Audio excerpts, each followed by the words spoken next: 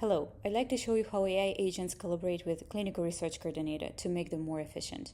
It's like having another colleague to delegate your work to. Clinical research coordinator's job is very demanding and there is a lot of multitasking.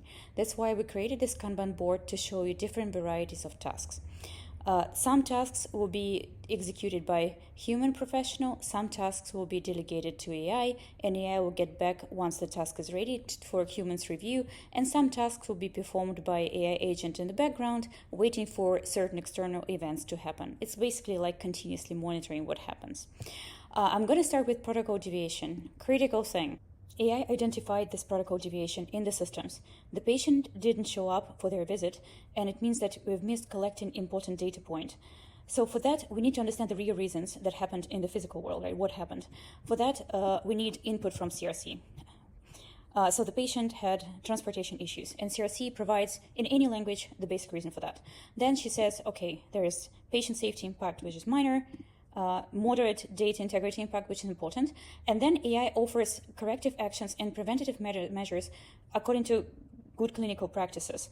And CRC just has to either confirm that, yes, we're doing this, add more corrective actions if needed, or basically move forward and delegate certain actions to AI. There's a lot of follow-up required, right? So for example, to reschedule the visit with the patient, we can make AI do that. Then draft full protocol deviation report according to the standard that we have here in this clinical trial. Let AI do that. And notify CRA. So there is no need to draft an email, it's gonna be gone. Let's delegate to AI, AI works.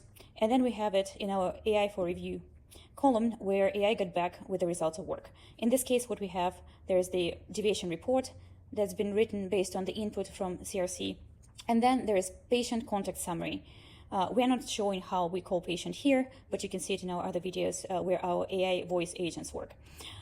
Then CRC can close the rest of the to-do list and make it complete.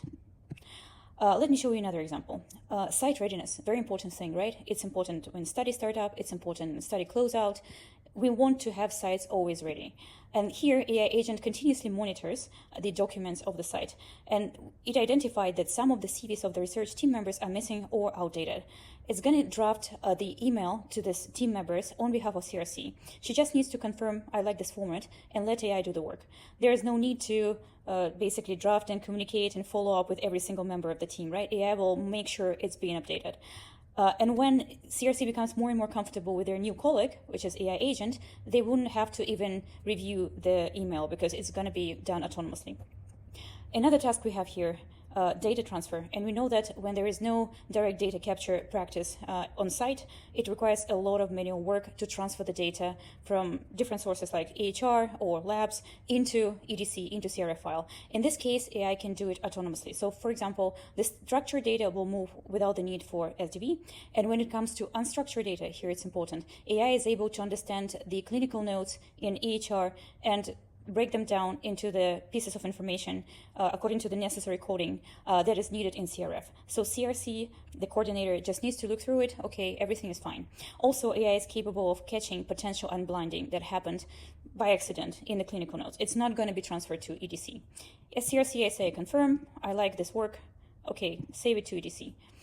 There are many other things that we can do with AI, but I want to show you how the collaboration is possible in a free form. So for example, here, CRC wants to delegate following up with patients to their AI colleague. So she says, follow up. And the task type would be patient management. And in free form, I can say, call everyone who visits this week, confirm the visit, ask how they feel. If adverse events, tell me something on these lines, right? And then we pick the study. These are all imaginary studies, no real human data here. And then I say, okay, I want to delegate this to AI. There's due date, for example, 16th of May, and that's medium priority. Go. So what's going to be happening in reality? AI will go and start calling patients to confirm their visit and also to ask how they feel and if they're taking their medication. Nothing more than that. And if something happens, for example, if patients start sharing that they're not feeling well, then AI will follow up right away with clinical research team. In this case, for example, we're not showing all the calls, of course, because it would take a little while to make sure that people pick up the phone. The alert is for one of the patients that reported adverse event. So there are side effects, he has mild headache, he missed several doses, and there is urgent request for their PI, their doctor, to reach out to this patient. So in this case, we also have the script of discussion between AI and the patient, so nothing is going to be missed. So this kind of work is possible when the team is being expanded with AI colleagues.